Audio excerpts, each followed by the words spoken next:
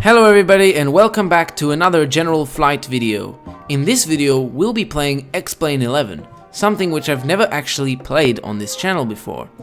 And as you may know, you do need a good computer to play this, especially when you play it in max settings. So this is the settings I've currently got here. For any of you guys interested in the specs that the computer I use has, it's a RTX 2080 with a i7-8700K CPU and 32 gigabytes of RAM. But we're gonna get straight into a flight. Now what you will realize soon is the frame rate isn't as high as expected.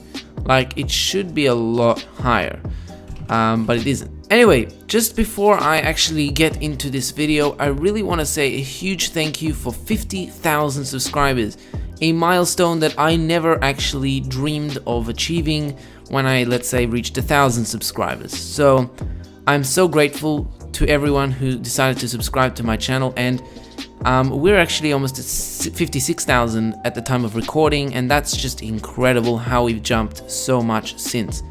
Anyway, so let's go and start the flight. We're flying with a Boeing 737-8 and see how it's like. It does take quite a while to load. Alright, let's taxi out of the hangar. And yes, we put full power to taxi. Straight rookie move. But that's definitely what I do first thing when I open X-plane. So in terms of scenery, it's really nice. I don't have any scenery packs actually installed in terms of like the satellite imagery, so that's not going to be as good, but the 3D buildings and all that stuff is really quite cool and gives it a very nice sense of realism. Definitely the plane, they did a good job on the plane. I'm actually very impressed. So yeah, that's brilliant. They've also got this nice heat distortion effect, and that also just adds that sense of realism to the game. Look at this, look at the frames we're getting now. Now on the recorder it will look quite choppy, and I do apologize for that. Alright, so we're gonna take off from the cockpit. You actually do, I think you'll hear a beeping noise.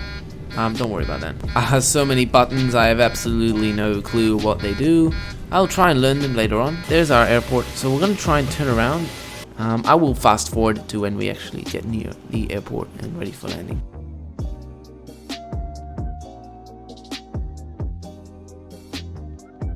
Well, as you can tell, this is a really shocking approach, and we're actually going way too fast to land.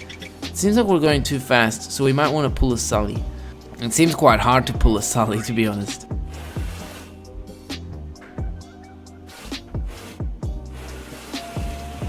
Alright, after a lot of attempts, we've actually managed to pull a Sully, as you can clearly see. Look at that. We've even got like a Sully effect. And we're gonna fly in none other than Area 51. That's right, Area 51 at max settings. Couldn't get any better than this. So the code for it is KXTA, Homey Airport. And there's confirm. We're gonna change our plane to a little bit more of an Area 51E kind of plane. Definitely this one. That's quite an Area 51E plane. Alright, here we are, as you can clearly see, in this really fast plane with this nice thing to obscure our frontal view of vision, and you know, buttons that I have absolutely no clue how to operate. So let's have a look at the outside view of this plane. Yeah, pretty cool looking plane to say the least, and frame rate is also really quite good.